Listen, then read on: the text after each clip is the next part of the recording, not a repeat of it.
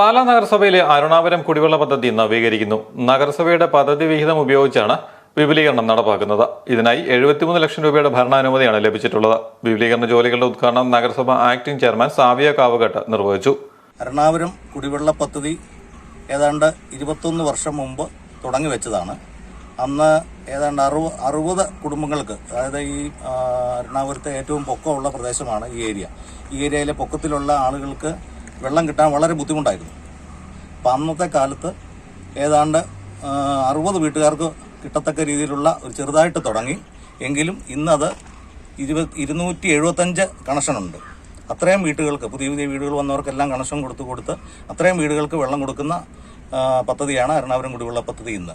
പക്ഷേ എന്നാലും വേനൽക്കാലം ആകുമ്പം വെള്ളത്തിന് ഷോർട്ടേജ് ഉണ്ട്.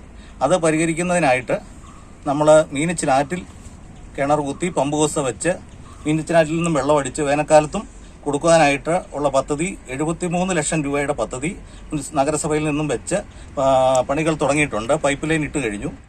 പദ്ധതി മേഖലയിൽ വേനൽക്കാലത്ത് കടുത്ത കുടിവെള്ളക്ഷാമം ഉണ്ടായിക്കൊണ്ടിരിക്കുന്ന ഈ പ്രദേശത്ത് വരൾച്ചയിലും തടസ്സരഹിതമായി വെള്ളം ലഭ്യമാക്കുന്നതിനുമായി മീനച്ചിലാറിന്റെ തീരത്ത് കിണറും പമ്പ് ഹൗസും പുതിയ പമ്പിംഗ് ലൈനും സ്ഥാപിക്കും. പൈപ്പ് ലൈൻ സ്ഥാപിക്കുന്ന ജോലികൾ നടന്നുവരുന്നു. സംഭരണശേഷി കൂടിയ കിണറും ഇതോടൊപ്പം ഇവിടെ നിർമ്മിക്കും. യോഗത്തിൽ ജലവിതരണ സമിതി അംഗങ്ങളായ PM Mathew Palakkattu Kunnel, Babychan Kannappally, Rani Moodiyil, Joseph Koottungal, professor PJ Michael, Avirachan Thottumaram, Jack Puthuppallil, Prince Francis, Thankachan Palakkattu Kunnel, Raveendran തുടങ്ങിയവർ പ്രസംഗിച്ചു.